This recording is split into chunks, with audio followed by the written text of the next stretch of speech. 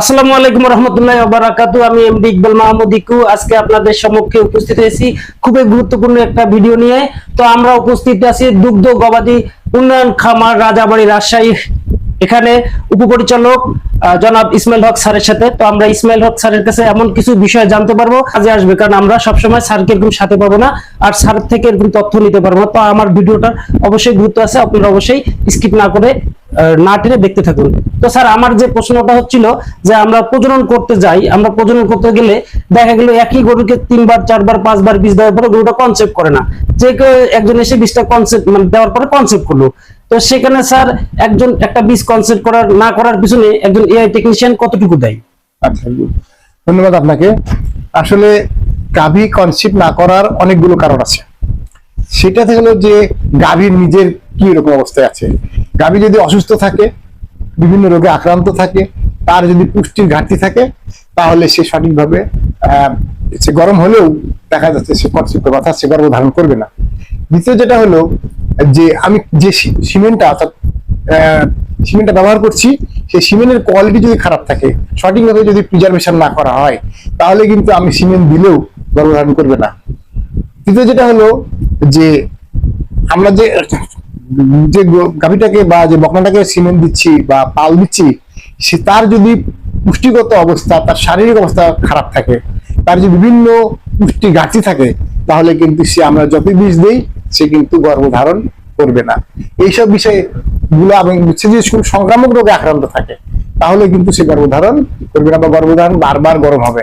যদি তার গর্ভাশয়ের কিংবা যে প্রজনন তন্ত্রের কোনো সমস্যা থাকে, সেক্ষেত্রে যেরকম গর্ভাশয় থাকলে শীত থাকে, বারবার গরম হবে, বারবার পাল দিলে সে কনসেপ্ট করবে না, বারবার হেঁটে আসবে। এইসব জিনিসগুলো যদি দেখে আমরা যদি তাকে পাল দিই। আর একটা হলো যে সঠিক সময়ে প্রজনন করানো। আমরা যদি সঠিক সময় নিয়ন্ত্রণ না করি, সাধারণত একটা গাভী বা একটা বকনা যখন গরম হওয়ার পর থেকে 18 ঘন্টা পরে না এবং 12 ঘন্টা আগে না, অর্থাৎ 18 ঘন্টা পর থেকে শুরু করে 12 ঘন্টা পর থেকে শুরু করে 18 ঘন্টার মধ্যে যদি তাকে পাল দেওয়া যায়, তাহলে গর্ভধারণ করার হার বা গর্ভধারণ করার পরিমাণ সর্বোচ্চ থাকে। সেই জন্য আমাকে চিন্তা করতে হবে যে একজন এআই কর্মীকে চিন্তা করতে হবে যে আসলে আমি কোন সময় পাল দিচ্ছি। এই ক্ষেত্রে যেটা হলো যে আসলে সম্পূর্ণ শুধুমাত্র দোষটা এআই কর্মীকে দিলে হবে না। আপনারা দেখছেন অনেক কিছু বিষয় জড়িত আছে, রোগ জড়িত আছে, খামারির সচেতনতা জড়িত আছে, খামারির যে গাভী বা বকনাটার পুষ্টির ব্যাপারটা জড়িত আছে, সিমেন্টের কোয়ালিটি জড়িত আছে। এখন এমন একটা সিমেন্ট দেওয়া হলো এআই কর্মীর হাতে, যেটা আসলে আগে নষ্ট হয়ে গেছে। সেক্ষেত্রে এআই কর্মীদের কিন্তু করার কিছু নাই, কিংবা নিউট্রিশনাল ডেফিসিয়েন্সি ঘাটতি থাকলেও এআই কর্মী কিছু করতে পারবে না।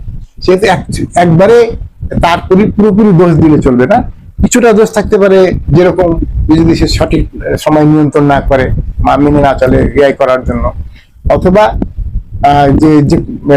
খামারির যে তার বয়স হয়েছে কিনা সেই জিনিসগুলো বিবেচনা, তার পুষ্টি আছে কিনা তাকে খামারিকে পরামর্শ না দেয়, অথবা রোগ নির্ণয় বা রোগ থাকলেও সে না ধরতে পেরে যদি দেয়, সেক্ষেত্রে কিন্তু বারবার হেঁটে বা গাভী পাল ঝেড়ে দিতে পারে।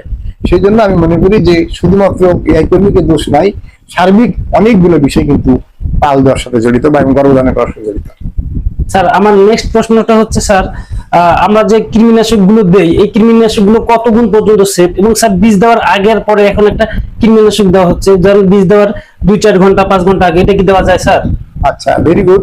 এইটা কিন্তু আসলে যে কতক্ষণ সেফ, সাধারণত যে কৃমিনাশক ব্যবহার করি সেগুলা অধিকাংশই কিন্তু প্রায় 15-16 গুণ পর্যন্ত ডোজেও সেফ।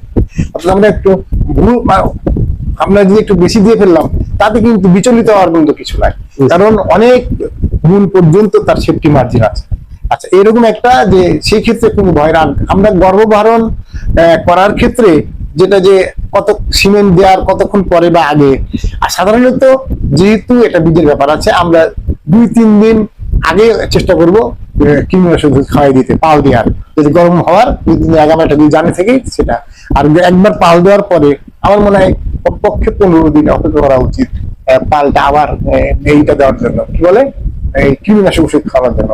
আর গর্ভকালীন সময়ে যে কোনো বয়সে পরিস্থিতি বুঝে এবং কি পরিমিত আক্রান্ত সে বুঝে কিন্তু আমরা খামারিদের যেটা সবচেয়ে বড় ভুল, গর্ভধারণ করলে তারা কৃমিনাশক ওষুধ খাওয়ায় না, এটা কিন্তু ঠিক নয়। গর্ভধারণ করার যে কোনো বয়সেই নির্দিষ্ট উপযুক্ত পরিমাণে কৃমিনাশক বা উপযুক্ত ধরনের কৃমিনাশক আমরা খাওয়াতে পারি। স্যার এখন প্রান্তিক খামারিরা লস খাওয়ার কারণটা কি? আচ্ছা, প্রান্তিক খামারের রস খাওয়ার একেবারে খামারিদেরকে দোষ দিলে চলবে না, সেক্ষেত্রে অনেক কিছু বিষয় জড়িত আছে। যেরকম যদি তার খাদ্যের দাম বেশি, ওষুধের দাম বেশি হয়, কিংবা সে যদি সঠিক, আবার একটা যদি সঠিক যদি সে চিকিৎসা না পায়, অনেক সময় প্রান্তিক খামারিরা তো তাদের চিকিৎসার সম্বন্ধে ধারণা থাকে না, বিধায় তাকে যদি আমরা সঠিক সেবা না দিতে পারি তাহলে কিন্তু তারা ক্ষতির মধ্যে পড়তে পারে। আর একটা হলো তারা খাদ্য সম্বন্ধে অনেক তাদের ধারণা কম আছে। যেরকম আমরা সাধারণত দেখা যায় যে তারা দানাদার খাবার সরবরাহ করে, পরিমাণটা হয়তো বা ঠিক আছে, কিন্তু খাদ্যের ধরন, খাদ্যের গুণাগুণ ঠিক নাই। সাধারণত খামারিরা যে খাবার দেয়, যেরকম ধান, চালের খুদ, ভাত, কিংবা ভুট্টা ভাঙা, রাইস পলিশ, গমের ভুসি, দেখা যায় তারা অধিকাংশই কিন্তু শর্করা জাতীয় খাবার সরবরাহ করে। এখন আমি যদি প্রোটিন জাতীয় খাবার না দিই, তাহলে গাভী ঠিক মতো গরম হবে না, গরম হলেও আমরা যদি সিমেন্ট দেই বা পাল দেই, ঠিক মতো পাল রাখতে পারবে না। আবার ব্যাপার হলো যে বাচ্চা হওয়ার পরেও সঠিক দুধ দিতে পারবে না।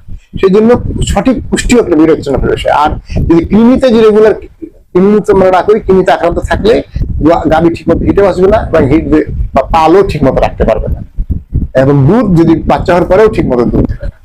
সেই জন্য সার্বিক বিষয়গুলো বিবেচনা করে আমাদের কি করবে। এই জন্য একেবারে প্রান্তিক খামারি জড়িত সেটা না, তবে তাদের কিছুটা অজ্ঞতার কারণে বা না জানার কারণে তাদের কিছুটা ভুল। আমাদের উচিত, যারা আমরা এই কর্মী আছি কিংবা আমাদের পাশাপাশি যারা সরকারি পর্যায়ে কাজ করছি, সকলের উচিত আমাদেরকে পরামর্শ নিয়ে আমাদের কাছে যাওয়া, তাদের এই সমস্যাগুলো দূর করার চেষ্টা করি।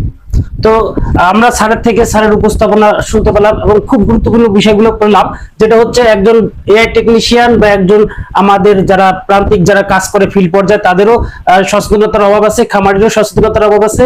নিয়মিত কৃমিনাশক করতে হবে এবং গবাদি পশুর প্রজননের জন্য শুধু ডাক্তারের দায় না, অনেকগুলো বিষয় এখানে আছে।